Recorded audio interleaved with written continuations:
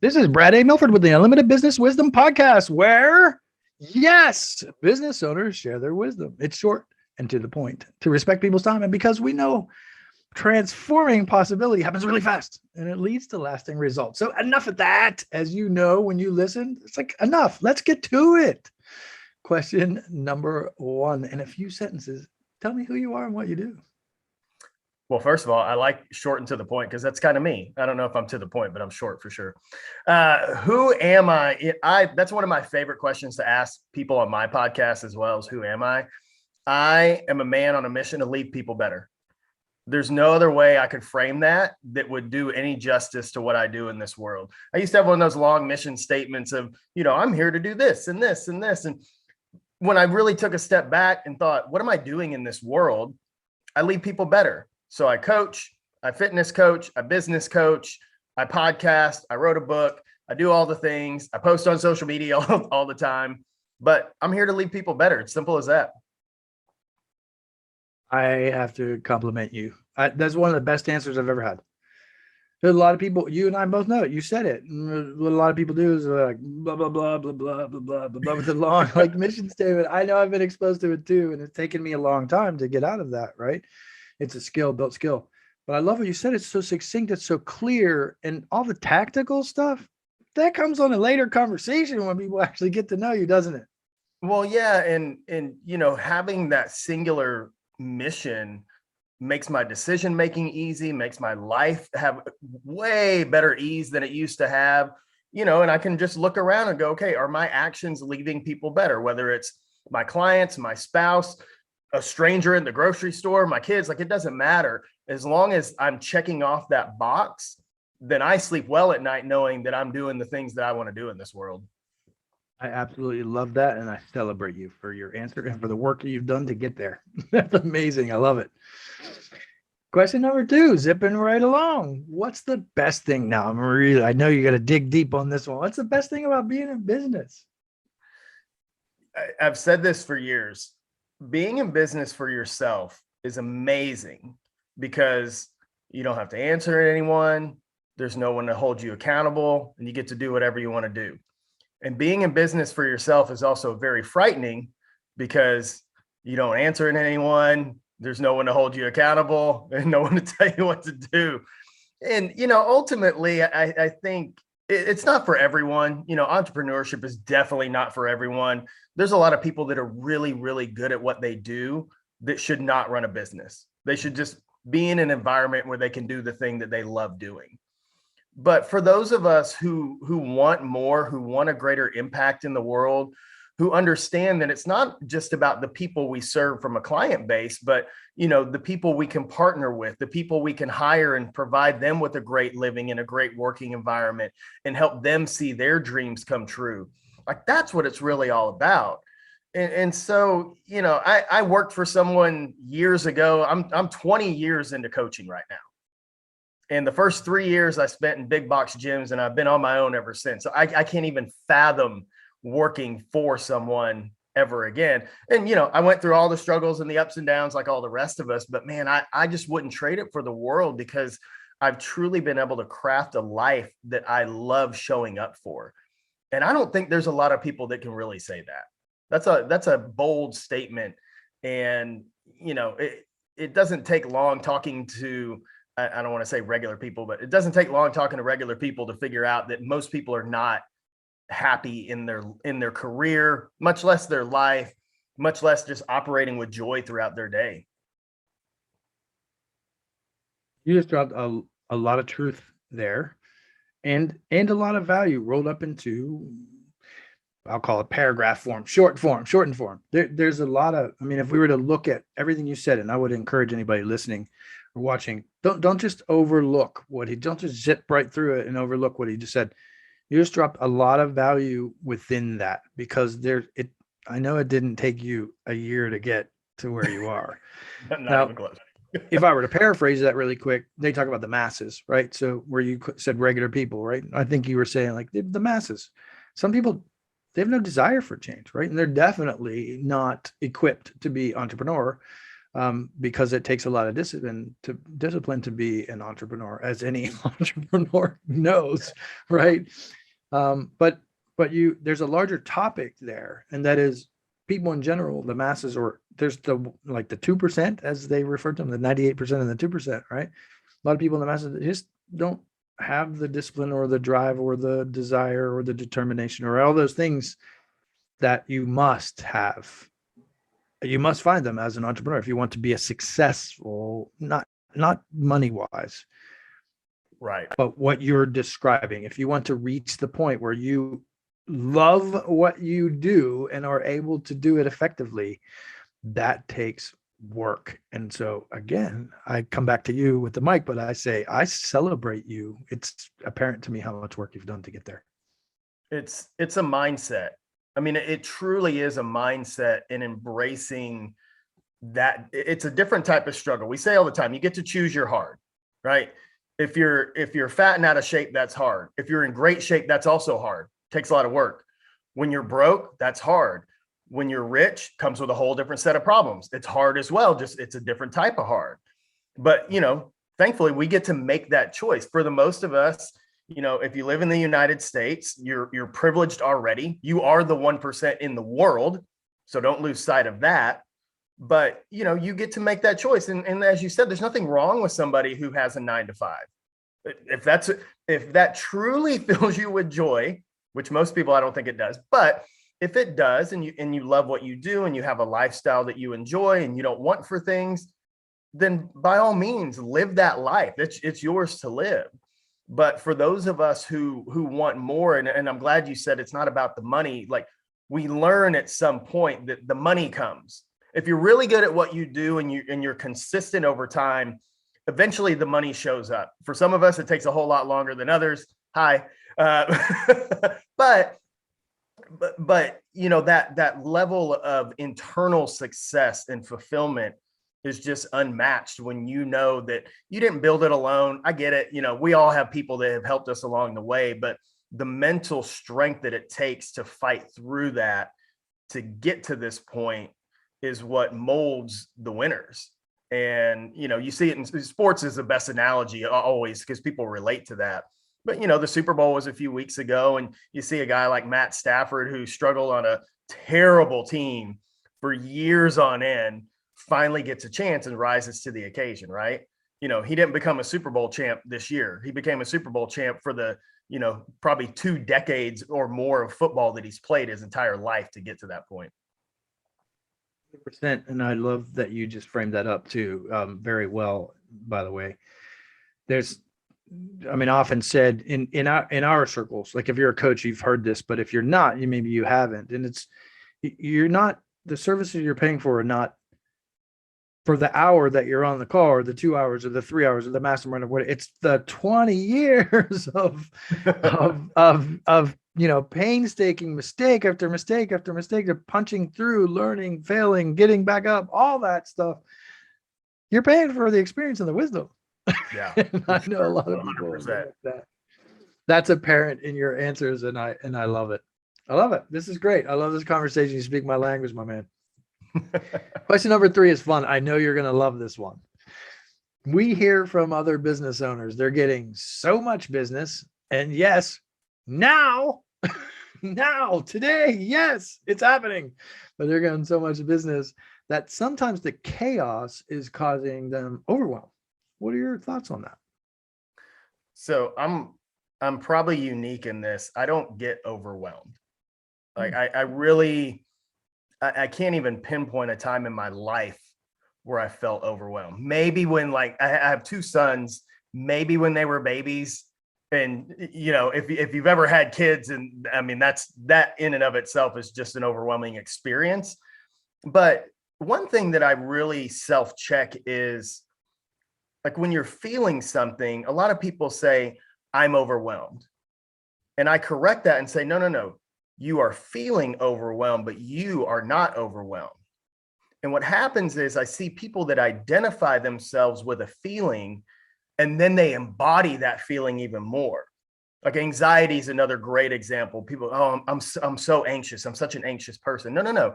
you're feeling anxiety, you are not anxious. But when people internalize that and say, I am, and then follow that up, whatever comes after that, I am, is what they are. And so, you know, when I look at my situation, or if I may be feeling a little bit, I'm a pretty stress-free dude. Like I really am. But if I'm feeling that, I always revert back to two things. And this goes back to, I study a lot of Stoicism. I follow a lot of the philosophy behind that. And there's only two things in this world that you get to control, and that's your thoughts and your actions. You have zero control over everything else. You don't control your clients. You don't control your spouse. You only control your kids to a certain extent. But the two things that you can always control are your thoughts and your actions. So if I'm feeling a certain way, or I'm not feeling, you know, at the top of my game, I'm like, okay, take a big deep breath. That always works. Take a step back. What do I have control over in this situation? And then what can I do with the information that I have? And that, for me, centers me every single time. And I see this question a lot. Again, talking about the entrepreneurial world, it's very stressful for a lot of people. And I see this question get asked of, like, man, what do you do when you're just having one of those days and, you know, nothing's going right or whatever? You know what I do? I go help people. And I don't care what avenue it's in. It doesn't have to be business related or anything. It could be, you know, I see some old lady walking down the street that needs help with something. Like, I just go serve. And every time I do that, it brings me up, because yeah, selfishly, it makes me feel better. Like, you know, random acts of kindness are for them, but they're also for you. I don't think there's anything wrong with people taking a little bit of pride and going, you know what, I helped somebody today that I expected absolutely nothing back from them, and I feel great. That's a great thing. Like, we need people that have more joy in the world anyway. But again, it all goes back to, what can I control, which are my thoughts and my actions, and then taking a hold of that. So any stress, any type of overwhelm, or, you know, ratchet in the system that isn't usually there, I revert back to those things every time. And that's what centers me. I pause, not because I'm not paying 100% attention, but you have me on the edge of my seat, and I love what you're saying. And I mean that response ability, right? We have the ability to respond, is what I heard from what you were saying. And in every moment, we have the ability to choose our response. But what I love about what you said, you didn't just say that, but you also spoke on the emotional side of it, which is not, I mean, I get in circles where they talk about that, but it's not commonly described or talked about, is the emotional side of that. And I like how you just distinctively, I mean, there was a difference. Like, am I thinking logical, or am I thinking emotional right now? Is there valid reasons for me to feel this way? Hey, I do feel this way. I recognize it. But if I want to pull myself from it, here's what really impressed me about what you said. You didn't say, why am I feeling like that? You didn't say, you said what? You said what? And that's such a powerful question. What's it going to take, right, to flip this? Or what's it going to take? Or what you just shared is really powerful. And I want to make sure anybody listening or watching actually picked up on what you just said, because that's powerful stuff. We have to allow the emotions, and especially as men, you know, from a young age, we're taught, suck it up, rub some dirt on it, all those things. But, you know, a lot of us, again, in this circle of growth, you know, we recognize, okay, that's not healthy behavior. So there's nothing wrong with that feeling. But again, then it's, what do you do with it? And we get to choose that, which is really awesome when you recognize it. Love it. I love it. I see how healthy you are in your decision making. And I love hearing that. This is great. Question number 4. What other successful business owners, like yourself, of course, should be on the Unlimited Wisdom podcast? So, you know my circle of friends, or at least you've heard of them. We collectively call ourselves the Goon Squad. I believe all of us but one actually have our own podcast. One of them is launching his own podcast very soon. We're all speakers, we're all authors, we're all coaches, we're all business owners, we're all fathers, we're all husbands. And it's a very unique crew of people. So we got Thomas Keenan, who I know has been on your show, Drew B. Wilson, Mike Claudio, Brian McKittrick, and Chris Whitehead. And I would recommend any of those guys literally for anything, for anyone. I mean, just, you know, men with servant hearts who we're all kind of on this same trajectory in life right now, not just in business, but in life, which is one of the things that's really bonded us tightly. And it's been really cool over the last couple of years to grow with these guys. And for me, it was like, it pinpointed that was one of the biggest missing pieces in my life. And we talk about our circle of people and you are who you hang out with and all those things. And it wasn't that I ever had bad people around me, because I don't look at that and go, and I had bad influence, but I had no influence. I didn't have anybody. And that was partly my fault, that, you know, I would kind of just keep an arm's length away from people. And so having these guys in my life, having a level of accountability that I've never had before, and then being just around a group of people that want to see you win and celebrate that, and that are there for you and that'll call you out on your shit. Like, I mean, it's powerful. It's truly changed my life. And I'm grateful for all of those guys. So anytime anybody needs people to run their mouth that's not me, I highly recommend any of those guys. I love it. I love it. What a tight group. And I celebrate you all for what you've created. And I know it will only, that tribe, that circle will only continue to grow. So I love hearing it. And there's 3 of them. I'm going to need you to get on their case. I'll let you know after the podcast. We're busy people. We are busy people. I'm just teasing. I know. I made contact with all you guys. It's awesome. So let's switch to question number 5, which is where you get to share your wisdom with other business owners. I'm really eager to hear what you have to share. 20 years of experience. I'm sure it's more than that, but just 20 years condensed, coaching and whatnot. What piece of wisdom would you share with other business owners? There's one overriding theme that I'm sure Thomas talked about it as well, that I didn't understand for a very, very long time. And that's core values. And, I think when you're not in this environment, when you're not reading on a regular basis and somebody says something like that, you're like, core values, like, yeah, we've had those in our company before, back to that convoluted mission statement, that we talked about in the very beginning, right? But when you understand what core values actually mean, and when you understand that all of us operate with a set of core values, whether you understand them or not, like, we have them. But when you clearly define what those are for you as a person, it changes the landscape of everything that you do. Because again, if that becomes the filter for your decision making, if that becomes the filter for what businesses do I start, who do I partner with, if that becomes the filter for who do I hire, I want people that are aligned with my core values. I can't work with people who don't have integrity. In my businesses, I love to have fun. I smile, I joke, I laugh. I need people who value that. And that doesn't have to be like super high up on their chart, but they got to resonate with that somehow. Because if I'm over here joking and cutting up, and I can do that in a manner that still is conducive to what I do.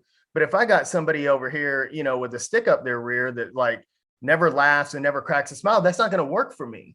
Because it's just not congruent with the type of people that I draw in, with the clientele that I serve, and with the type of business that I want to run. So when I got super, super clear on what my core values were, I was like, it was like the gates were open and the wizard came out from behind the curtain. And it was really revealing to me how powerful it is. And over these last few years of doing more and more business coaching, I've seen it manifest itself over and over and over again when we talk to people and say, hey, here's the exercise. Here's how you determine what your core values are. And then you're going to use these in every aspect of your life. And just to see people grow and change and have that same moment that I had of like, oh my gosh, this is amazing. Why didn't I do this 10 years ago? So there's not one, I can't think of one thing better than getting crystal clear on your core values as a business owner. I love it. So I love that so much. One, I'm going to ask your permission to do something. So are you pretty open with the questions? I want to flex a little bit, and absolutely, I want to dive into values a little bit. Is that okay with you? Absolutely. Wonderful. I love that answer. If you said no, I don't know what I'd do. I'd be like, okay, next question. No, this is great. And the reason I want to do this, so I'm going to flex. I do a lot of deep work. I spent years and years and years in this space. And I'm not saying that, I'm saying that in support of what you just shared.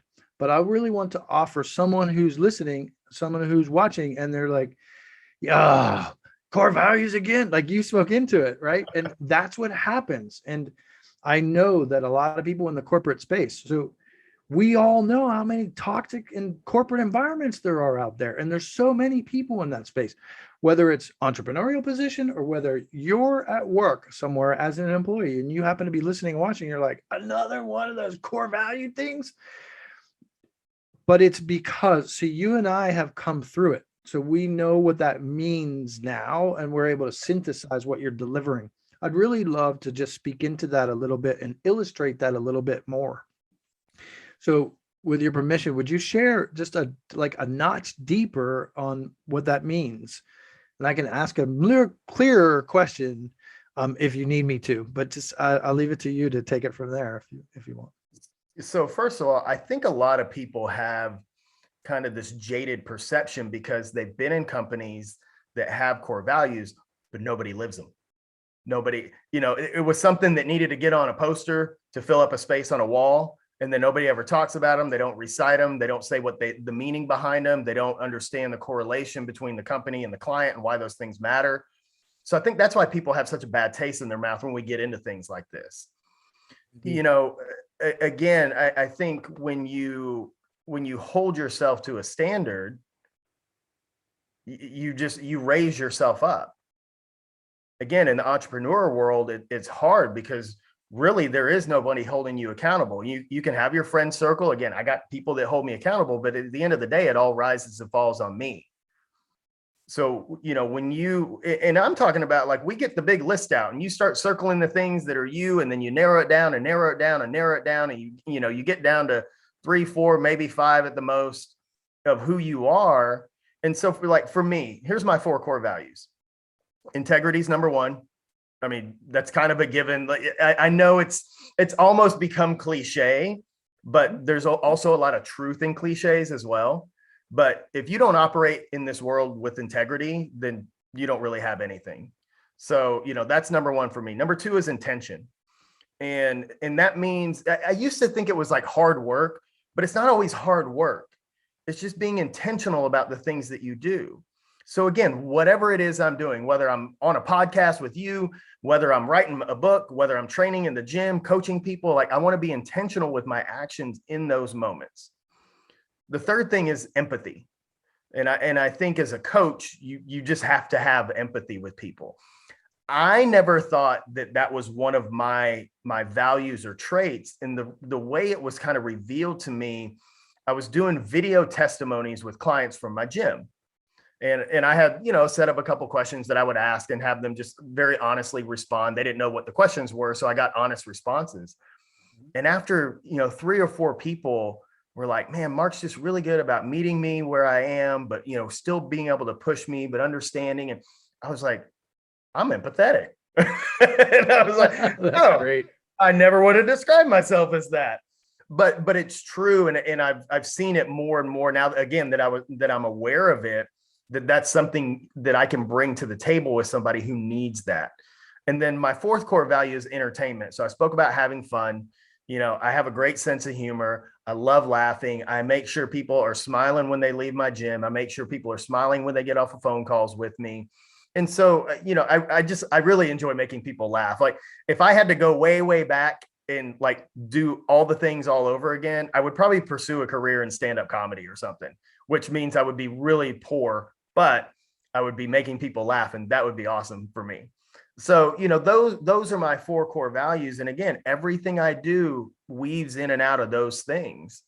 And so for those of you, if you're listening and you're like, oh my God, core values, trust the process, trust from people that have done it before you. As you said, now we're on the other side of this, because that's all I did. I found people that were doing bigger and better things, but had the lifestyle or the mindset or whatever that I'm like, I want that. Okay, what are they doing?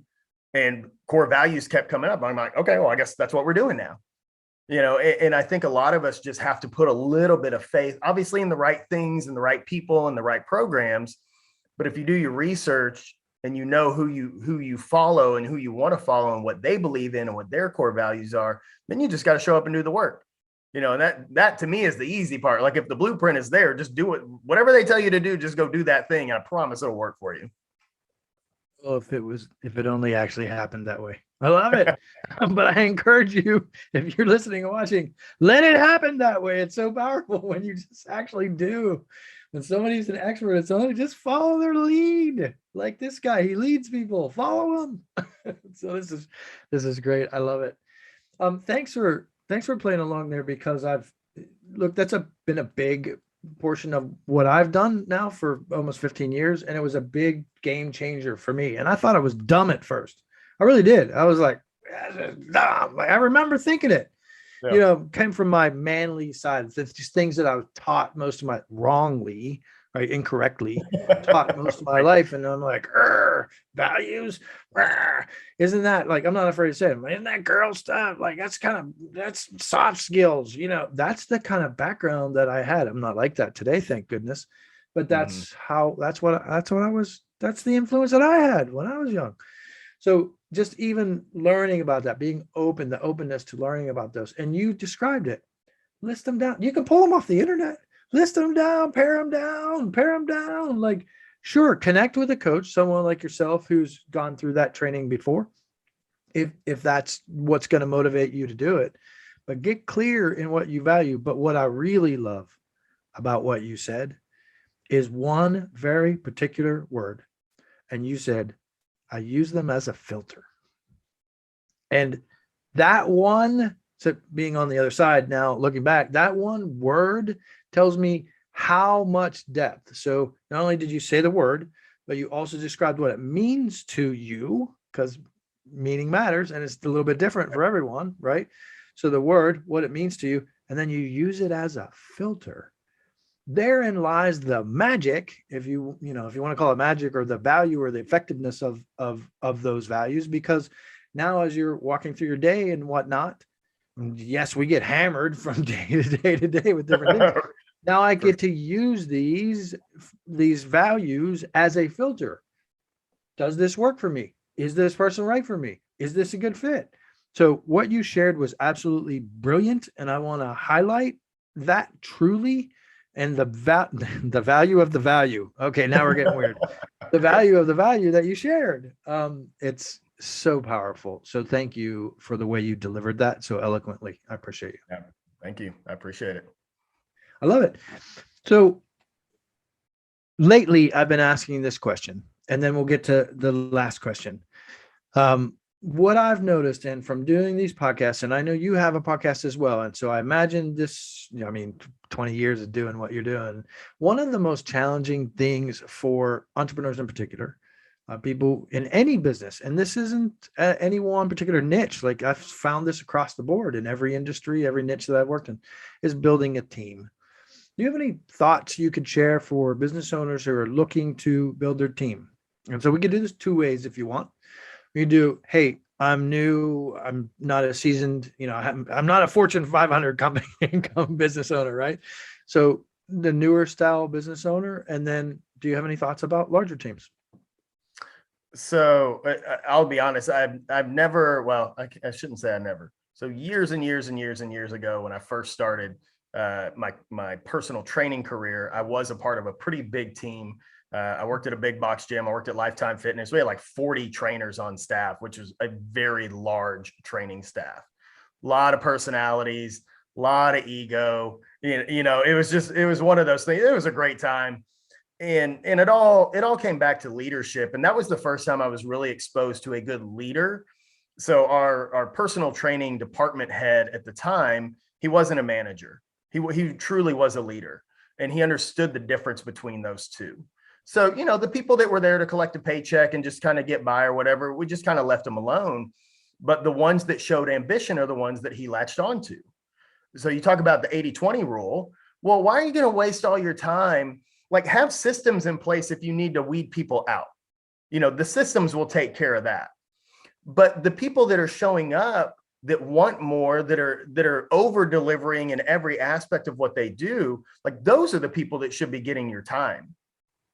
because they're essentially raising their hand, not knowing how to raise their hand and say, hey, I'm here for more. You know, I want to help all of us grow. I want to get better. I want to make more money. And I know if I do that, I'll help everyone around me get better as well. So I think that's a big key component, is pouring into the people who are actually showing up and doing great things. You know, when you look at, like, how do you build a team in the first place? I know we're just beating the dead horse over here, but, you know, that goes back to core values too. And involving that in your hiring process. Again, everyone's not going to align with everything that you value, but also looking at the roles that you're hiring for and what you need for those. So, you know, in a gym setting, I need a person that's outgoing. I need a person that's talkative. I need a person that can manage a group of people all at the same time. If I'm hiring for an admin, I don't necessarily need their core value to be entertainment. You know, they may not think my jokes are as funny as I think. Well, that's fine. You know, they'll hurt my feelings a little bit. It'll be good. But, you know, there's a set of values that I need that person to have as well. You know, I need them to value timeliness and organization and things of that nature. And so, you know, and I understand it's hard. You know, I'm in a mastermind group with a lot of contractors right now, like, you know, plumbers, electricians, roofers, and they're having a really hard time with employment. And the tendency is a lot of them just put a warm body in the spot. You know, they're like, man, you know, God, we just need people. Like, the work is there. They're not struggling for work. They're struggling to get the work done because of lack of employment. But every time they bring somebody in that doesn't fit the culture, you know, they last 6 to 8 weeks, and then, you know, they call out, and then they become a nuisance, and then you got to fire them. And then you got to spend all this time and energy going and finding another person, where you're probably better off getting the right people in the very beginning. And, you know, again, I know Thomas talks about this quite a bit. You know, at Break Free Academy, there's a pretty intricate system to weed people out. And that may even mean, you know, in the hiring process, you post a job on Indeed, but on the job posting, it says, email your resume to here. And you're just looking for people to actually follow directions, you know, because if that's important to you and what you need people to pay attention to details and follow directions. So again, while it may take your pool of people way down, but it's still the filter that you need, because you're like, okay, they pay attention, they're reading, they're actually being thorough with all the things that we're asking of them. That's probably how they're going to behave if we bring them on, and that's a good thing. So it's tough. And then the other aspect too is, you know, you talk about, you got to hire where you're going, not where you are. And that's a really hard thing as a business owner. It's a really hard thing when you're a solopreneur in the very beginning, because people cost money. and you know, you end up with this fear of, man, where is it going to come from? Am I going to, you know, is the growth in business going to be enough to sustain this person? But, you know, if you got your stuff together and you know where you're going with things, you got to hire where you're going. Because you know, when you can be proactive and not reactive, that's always a good thing in any aspect of life. You know, buy your wife the flowers before she's mad at you. It's always a good thing, you know, because it keeps her from getting mad at you, right? Not always, but you know. Also good advice. But you know, there's just so many facets to it.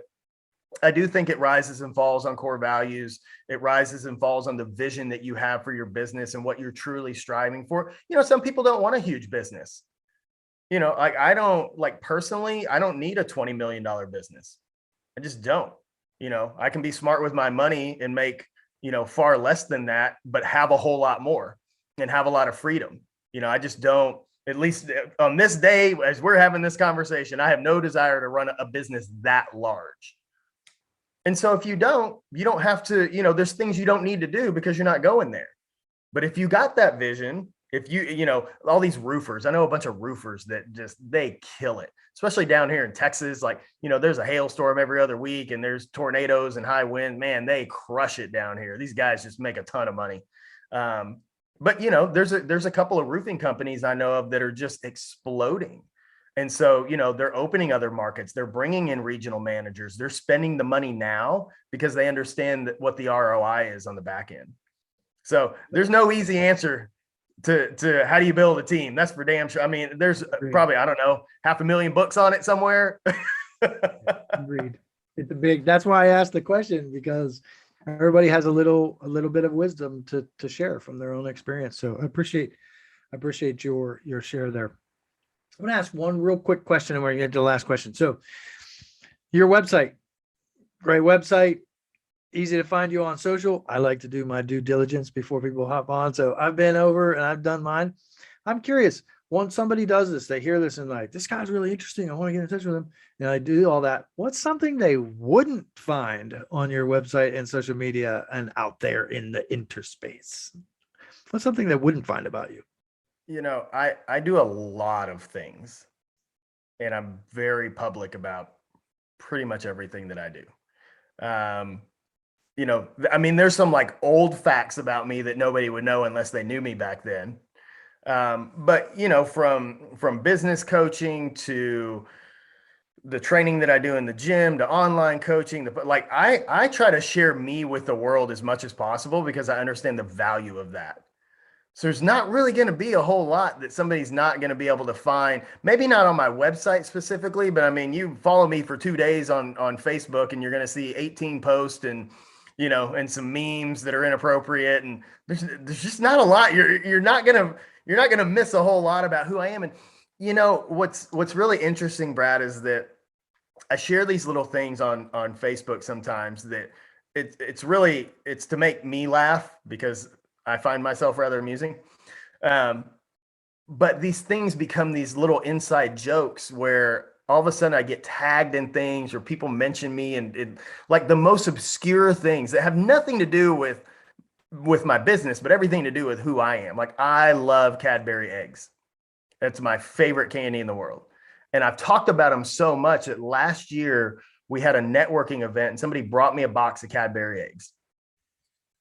So the power of social media right there, like, again, if you're a business owner and you're listening to this and you're not utilizing social media, you're missing the boat. And I don't care, I hear people, well, my clients aren't on there. Yeah, they are.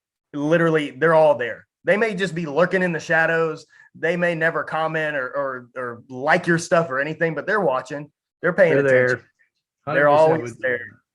So yeah, I really think someone would be hard pressed to research me, go down the rabbit holes and not find out, at least right now, not find out who I am and what I do and what I love in this world. I love that answer. It's pure authenticity at its finest. And you walk the talk and you just are who you are, not just in the cliche way, but you're fully aligned. I absolutely love that answer. That's probably the best answer I've ever had, to be honest, and to really celebrate you for that. All right. This is it. This is the last question. Drum roll. Yeah. Look, I know you all listening. I got to divert for a minute. You were talking about Cadbury eggs. Everybody knows the running joke. So I know you're listening right now. It's windmill cookies. I'll just leave it. I know you don't get it yet, but I'll fill you in later. Now I got homework to do. It's all good. I had to throw that out there because I just love what you just shared. I mean, there's beauty in it, and I totally relate to what you're just saying. For me, it's windmill cookies. Anyhow, look, we work to live and not the other way around. Of course, I think I did get that wrong on one of my podcasts, which was pretty funny. But anyway, look, we work to live. So what is the most fun vacation you've ever had? So, I knew this one was coming, and I actually have 2 answers for this. Years ago, I believe my sons were probably 11 and 5, maybe a year younger than that. And I took them to Cancun, and it was the first real vacation. I'm going to call it real vacation. It was the first real vacation that I was able to take with them. I just made a point that I was going to give my kids experiences at least once a year. We were going to go on a family vacation, go somewhere, have fun. And I took them to this resort in Cancun. It was all inclusive, and it was very kid friendly. Like it had a water park at the resort, and they had a blast. My youngest one figured out how to swim while we were there.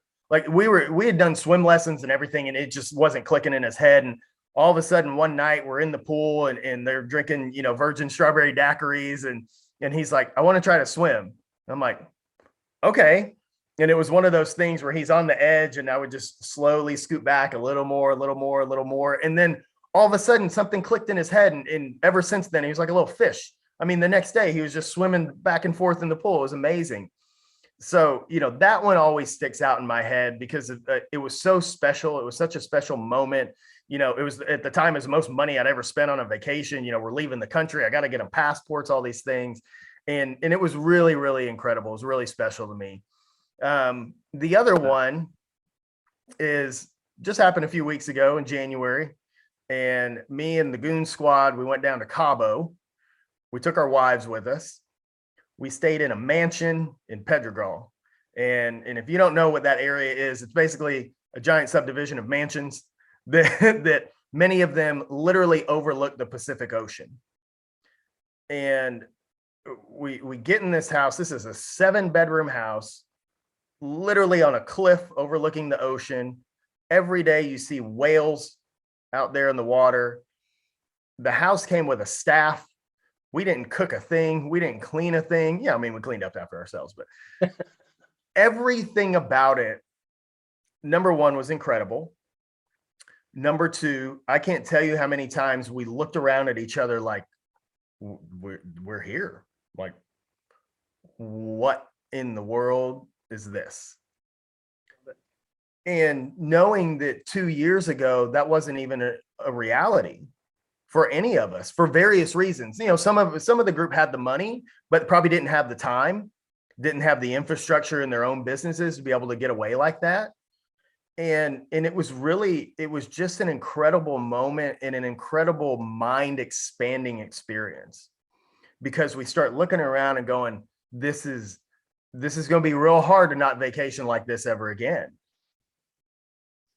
I mean, you know, I'd never done something like that before. You know, we wake up in the morning and the guys are in the kitchen cooking breakfast for us, and we all sit at the table and they bring all our stuff over to us. You want a margarita? You want a mimosa? Like, it was just amazing. Everything about that experience really shows what's possible. And it was a culmination of the work that we've all been doing for the last couple of years. And no one knew that we would be at that point. And you know, I mentioned Mike Claudio earlier. One of the things that he's been saying recently, he goes, you know, you cannot fathom where you will be in 3 years from now. Like, for those of us who are showing up, who are doing the work, who are striving for more, who are looking for the most elite version of ourselves, like, you just can't fathom where you're going to be. And so, you know, we're sitting in this mansion going, well, what's next? Like, where do we go from here? So we got some big plans. We put some things on the vision board of like, this is where we're going to go with this. And I have no doubt now that it'll happen. And it's still like, it's still kind of foreign to me a little bit because it's so big, but knowing what we're doing, knowing what we're working on, knowing the group of people that we're with, like, I have no doubt it will happen. And it was incredible. So those are the two. Hearing those stories, both of them, both the family side of it and the business side of it. I mean, which also involves family. Love hearing those. It's so powerful what you're sharing, though. If you'd have told me where I'd be 3 years, where I am today, 3 years ago, I'd have told you you're nuts, and everybody around me would have told you you're not. Like, that's nuts. And so I totally relate to what you're saying, and it's great hope for someone listening right now who's not really where they want to be. It really is. And that's precisely, you know, precisely why I asked that question. Because look, we do work to live, not live to work. And you said it. If you're in it, you got it, you're focused, you're dedicated, you just keep moving, you'll get there. And you just never know when. And you don't know what the future is going to bring. So I look forward to two things. One, my invite next time you guys go. That's one. And two, I look forward to seeing what happens 3 years from today. So I'll be following you, and we will follow up again. I appreciate you. Look, I know this was a time investment, and I really mean this from the bottom of my heart.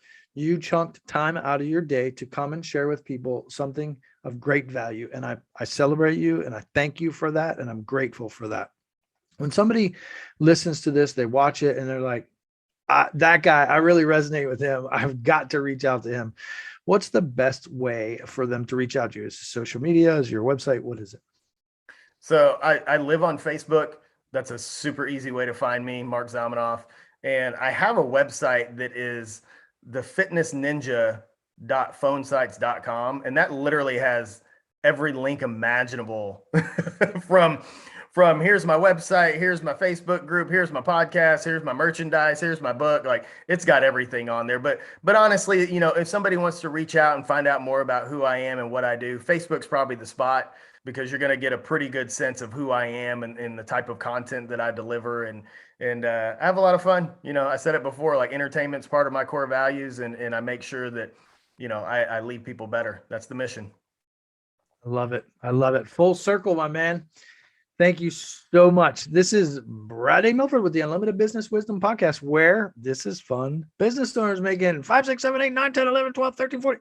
Look, there's a lot of talk about figures on the internet today, right? So it could be any one of those figures, but it's not all about the money. It's also about creating impact, sharing their wisdom globally to make the world a better place. Thanks for being on as a guest, my friend.